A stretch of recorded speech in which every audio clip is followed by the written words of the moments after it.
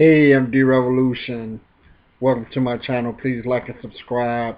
Press the notification bell.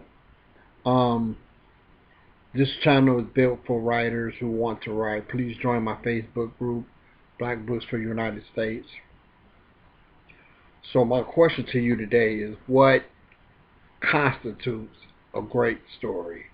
What makes a story great and a story not so great? And these are questions that you have to ask yourself when you start your new story.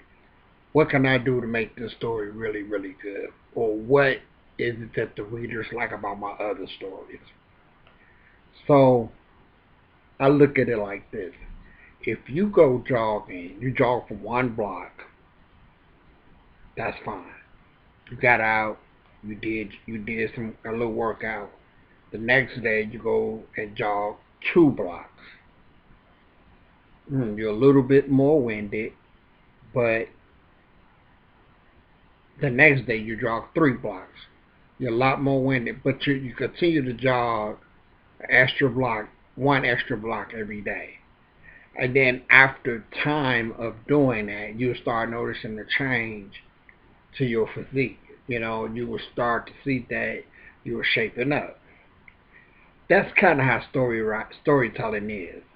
It's like when you have a story, um, you want to make it as hard as possible for yourself to even write it, because the harder it is for you, the better it is for them.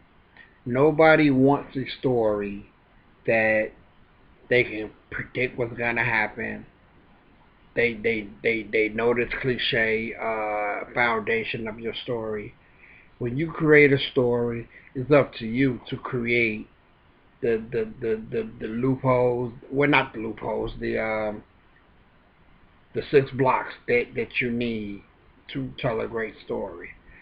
It's like what I say. A story can go in a straight line, or a story can go diagonal. Now, depending on your concept of your story, some stories are best if they go straight in a straight line. But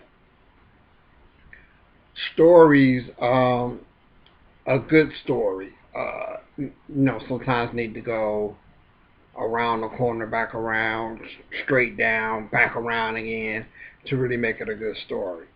And it's up to you, depending on your story concept and how you wanna go with the story. Um, what you would need to do is make sure that you create the obstacles just enough to make somebody who is reading your story say, wow, like they really into what's going on. You remember these?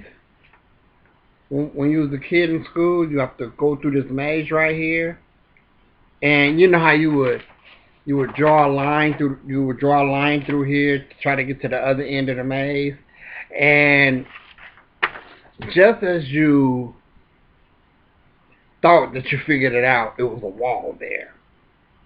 That's how writing should be.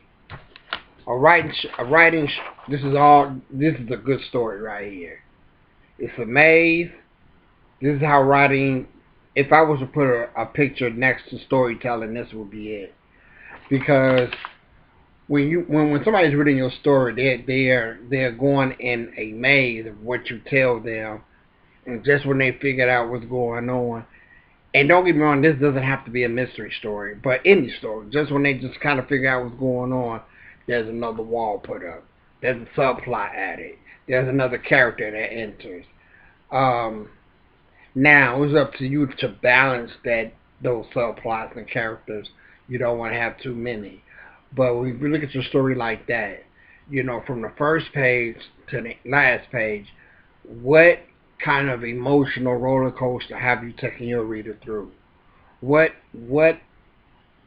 elements did you throw in this reader's way to make them think? What kind of substance you put in there? What did you teach the reader after they read your story? Did they walk away feeling like they got more than when they sat down and read it? These are just a few things that you need to consider when you're writing a story. Now, I'm not absolutely saying that that's the only way to write a story. I'm just saying that's the best way from my experience of writing a story. I mean, some people write stories very simplistic. You know, and there are people out here who like very simple stories.